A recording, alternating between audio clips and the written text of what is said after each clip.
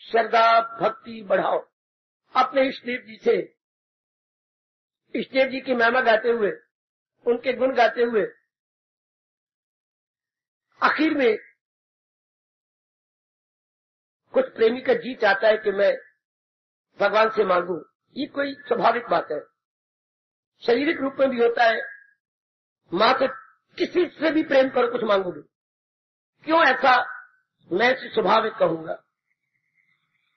मित्र मित्र में, बहन भाई में, बहन बहन में, पति पत्नी में, माँ बेटे में, पिता बेटे में, जहां भी कहीं प्रेम है वह आदान प्रदान होगा। आदान प्रदान, हाँ, कुछ दोगे आदान, कुछ दोगे, कुछ प्रदान, कुछ दोगे। गिविंग एंड टेकिंग, ये स्वाभाविक है।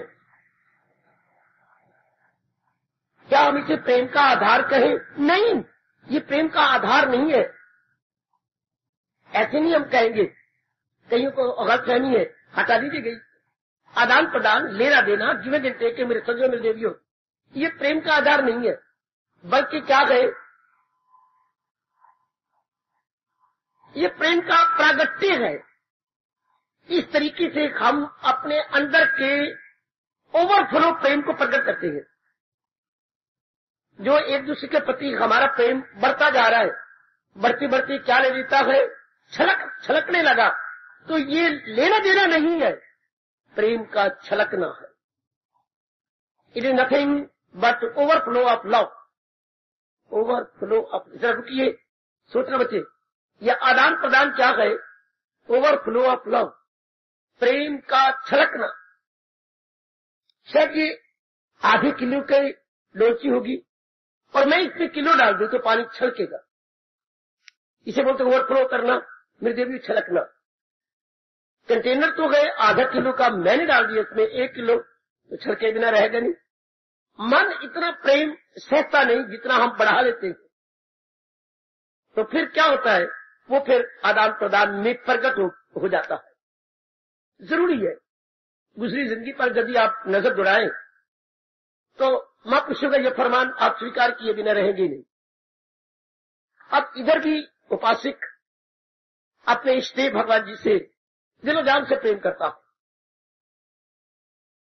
उपासक भी 2 प्रकार की होती हैं, भली प्रकार आपको पता है, एक सकामी, एक निष्कामी।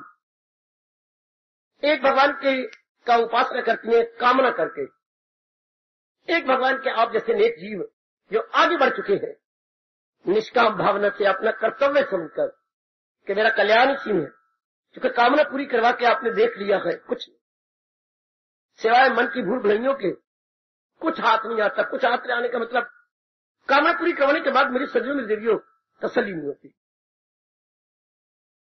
हमारे आंतरिक रूप में तृप्ति नहीं होती। वो जाके तृप्ति पहले पता नहीं था भगवान से होती है। तृप्त आपको वो कर सकता है जो अपने आप में संपूर्ण हो। इधर आप पॉइंट पकड़ लो, जो अपने आप में संपूर्ण हो। हमें बताया नहीं गया, हमारी बदकिस्मती कि हम अपूर्ण प्राणी पदार्थों से पूर्ण शांति लेने की कोशिश करते रहे। संसार के प्राणी पदार्थ अपूर्ण थे, अर्थात इनकम्प्लीट। हम इसे कंप्लीट है तृप्ति लेने की कोशिश करते हैं। बिल्कुल गलत हमारे मंदभाग, as ill luck would have it.